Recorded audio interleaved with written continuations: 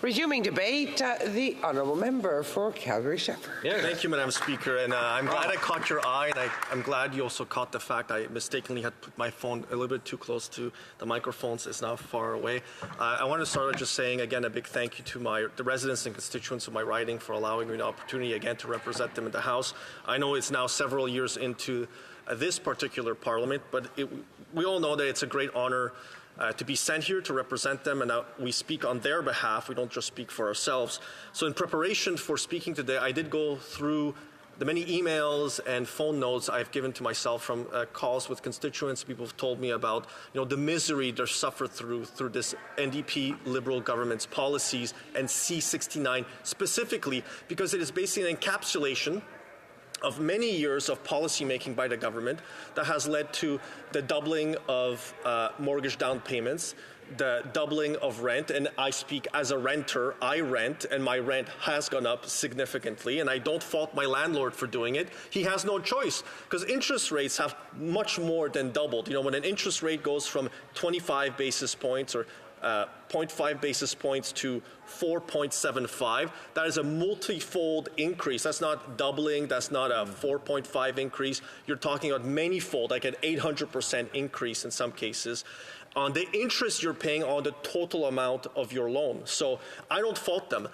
We've seen the price of homes double since this government took over. We've seen the price of many goods go up significantly. It is the #1 issue in my riding, cost of living.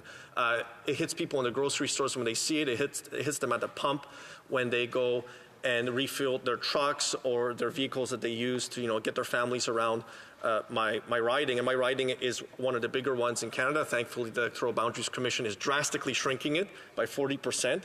And so it'll make it much easier for me to get back to everybody on time, both their phone calls, their emails, and those few who still send letters. I often get asked the question, what would Conservatives do? And so I've taken the time to kind of summarize a few things that I think are the highlights for me on what we would do. And we have our main points that we make, and all parties do this. I hear often from the NDP Liberals they accuse the Conservatives throughout Canada of sloganeering. We're just making it simple for people to understand, and there's vast amounts of information both online, on YouTube, on social media. I trust Canadians to go through those things. If they're interested and they're curious what Conservatives are proposing, there's an entire docu-series that, for example, the member for Carleton, the leader of His Majesty's opposition, has made, like Detonation. I highly recommend it, Madam Speaker, if you're interested, to go check it out. But I'll start with pay as you go. Very simple idea. It's been time and tested. It's worked in the U.S. Congress between 1998 and 2002 when it was introduced. It basically said that for every new dollar of government spending, the current government had to find $1 of cuts in current government programs or propose $1 of new taxation to cover this cost. And in the span of those 4 years, they were able to balance the budget of the United States government. That is a government that runs trillion-dollar deficits at this point. Our national debt is in the trillions, but we don't run trillion-dollar deficits yet. I don't want to suggest anything. I'm sure this Liberal government, if given half the opportunity, we will reach that level. Because after all, as I remember it, there was a certain Prime Minister that they had promised they would run small deficits, less than $10 billion for 3 years. And that has never happened. This Prime Minister has run multi-billion-dollar deficits ever since he was elected to office, and it's never stopped since then. In fact, none of the budgets that they have tabled since then has shown a balanced budget. So pay as you go is a proposal from the Conservatives to adopt to ensure that we can fix the federal budget. By fixing the federal budget, it will lead to lower interest rates. Lower interest rates lead to lower housing costs, lower rents, and at a very, very minimum, it'll stop this massive inflationary increase in costs and everything. It'll make it easier for small businesses, like fishermen, an opportunity to actually be able to afford new equipment. It'll give them an opportunity to plan for their retirements and have that certainty that the equipment they have, the goods they have, the boats, and everything else that they use to run their businesses will have the same value at the end of the day, so they can retire with dignity. Second thing, the Building Homes Not Bureaucracy Act that actually this House voted on. I find it interesting that one of the NDP members that spoke was trying to give a hard time to one of our members from Battleford Lloydminster that we didn't have proposed anything on housing. We proposed legislation on housing. legislation that they voted against, in fact. They voted with their coalition partners in the Liberal Party. So there is a proposal to Build Homes Not Bureaucracy Act, and it goes very specifically to the heart of what's going on in our country, which is we have people at the very local level in the planning departments of different cities that are making it more difficult to increase both density, but also, like in my community, to build more greenfield housing of single-family detached housing, low-rises. You know, Calgary, I think, has done generally a really good job of building housing that's necessary, but so has the city of Edmonton. And I'll say this as a Calgarian, we don't often praise the city of Edmonton, but I used to live in Edmonton.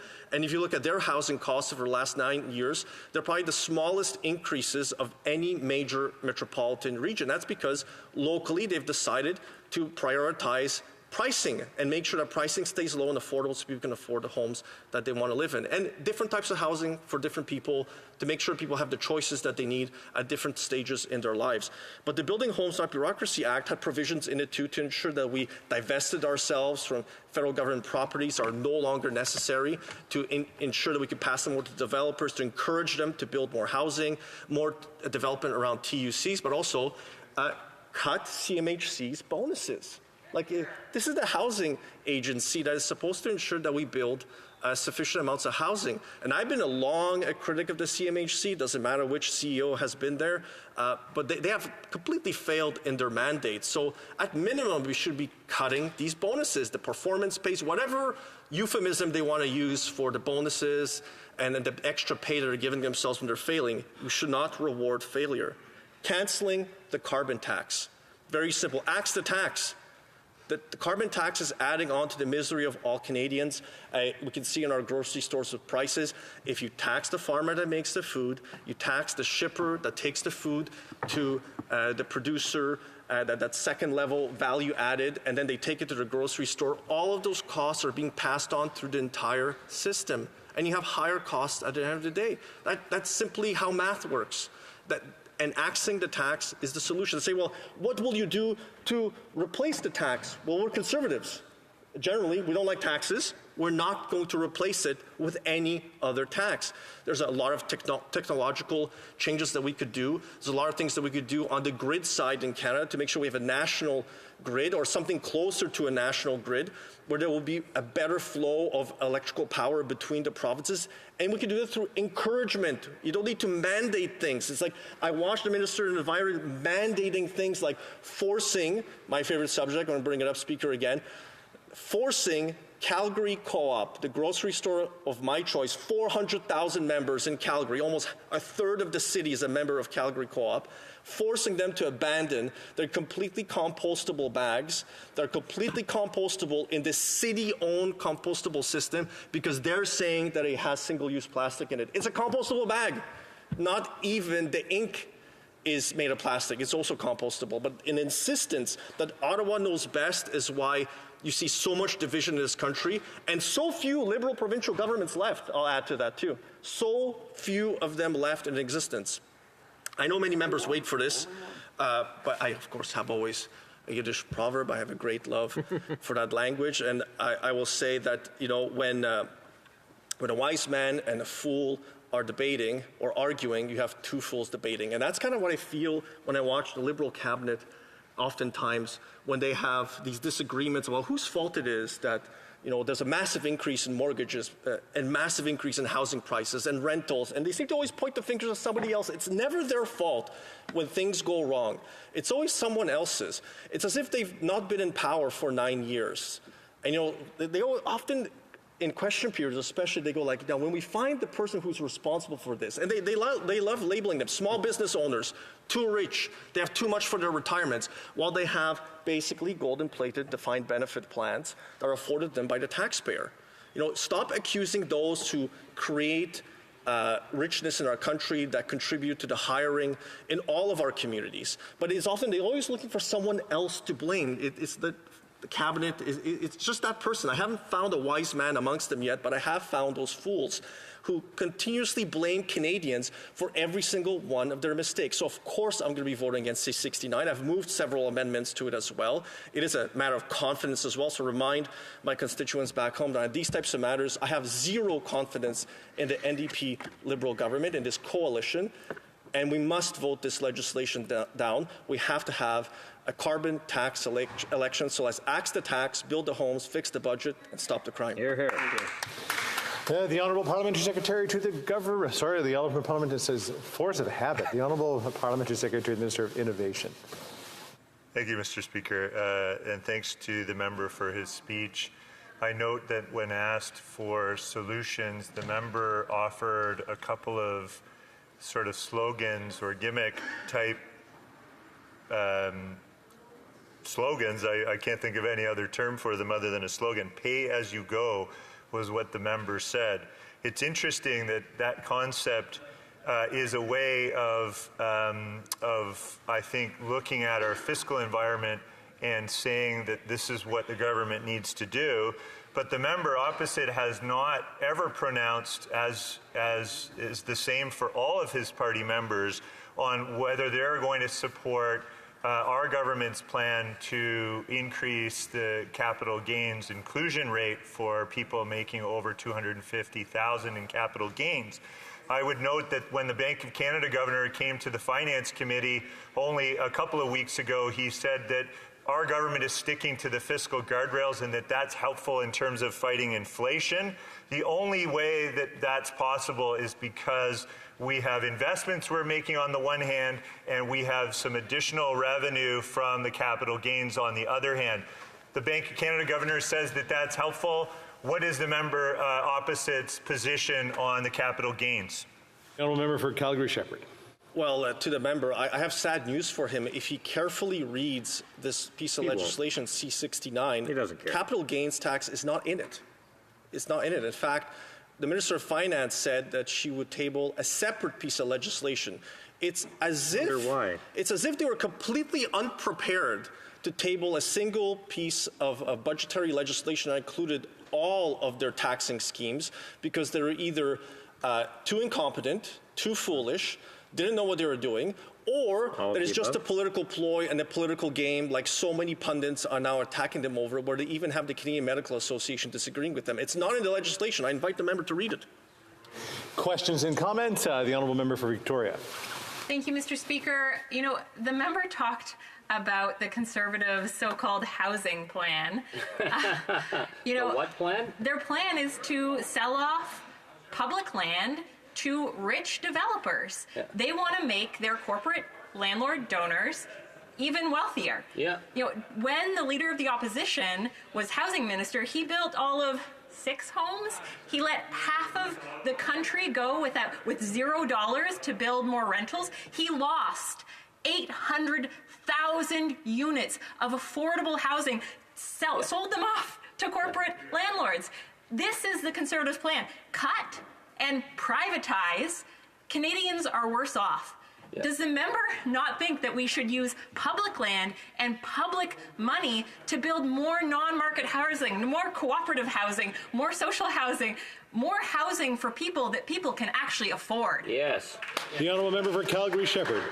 Well, we were carefully listening, the group of us here, to the member's comments on what I had said and proposed, including the fact that we have legislation that we had proposed before the House that member voted it down.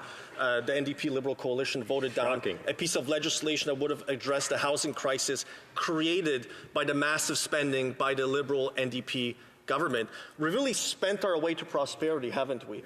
The massive spending by the government has led to higher interest rates and higher inflation. This has been tried before and it has failed every single time.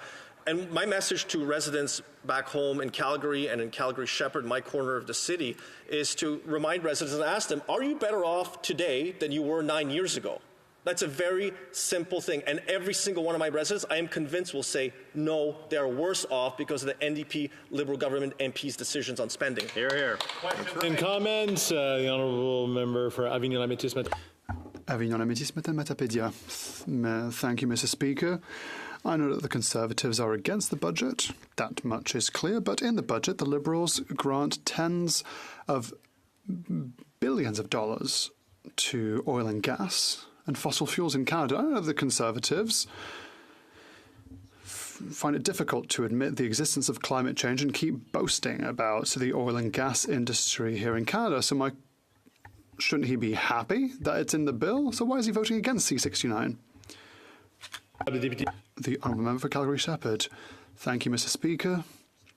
My answer to my colleague from the bloc is that in my riding, there are tens of thousands of families that depend on direct and indirect jobs offered by energy companies, those that were founded in Alberta, that started as small businesses, and thanks to the government of Alberta, and thanks to the quality of this work, wealth has been created, great businesses have been created, and it's this work that pays for houses, for education, for vacations. So, no, these big Albertan businesses are businesses I'm very proud